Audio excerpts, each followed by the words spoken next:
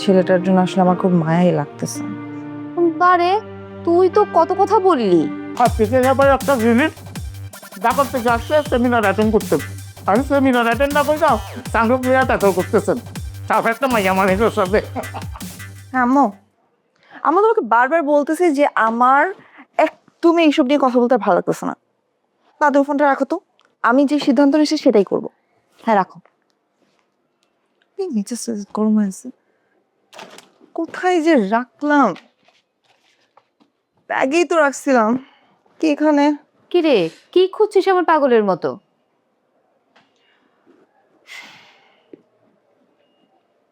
মানুষটাকে শুধু শুধু ভুল বুঝলাম। লোকটা তো সানগ্লাস ছাড়া কিছু দেখতেই পারে না। কি করলাম এটা ওর সাথে? কে, কার কথা বলছিস তুই?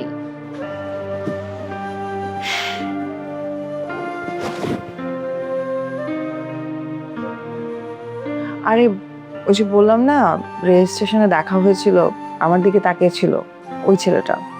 ও সেই লুজ ক্যারেক্টার ছেলেটা? আশ্চর্য, একটা মানুষকে এভাবে না জেনে না বুঝে জাজমেন্ট করা একদম ঠিক না।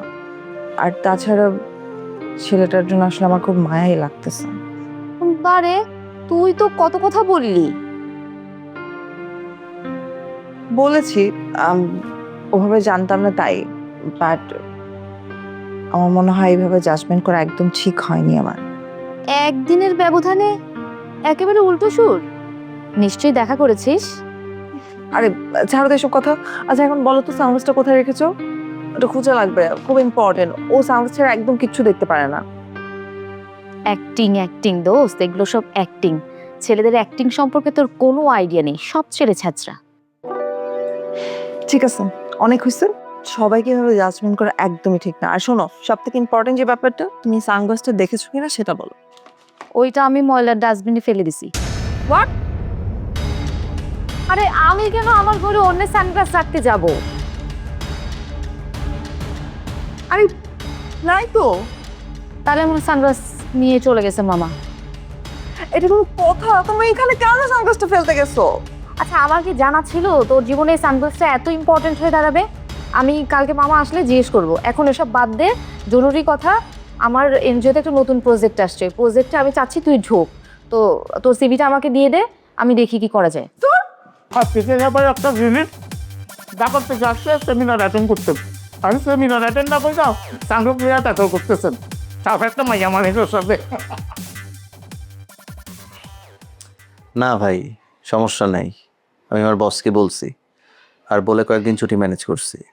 ভাবতেছি এখানে কয়েকদিন থাকবো, তারপর একটু কক্সবাজার গিয়ে ঘুরে আসবো। দিন তো ভাই আপনাদেরই। ওই ম্যামে কি বলছে?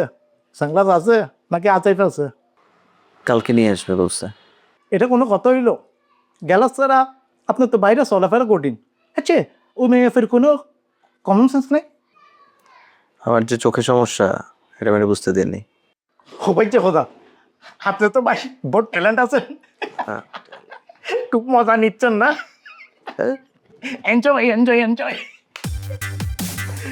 ভাই আমি তাহলে ঘুমাতে যাই, আর আপনি ঘুমাই ভাই। ওর মাইয়া ফর স্বপ্ন দেখেন, কি মাইক্রো মাইক্রো। স্বপ্ন দেখেন খুব মজা ভাই। যাই ভাই। এটাও নিয়ে যান।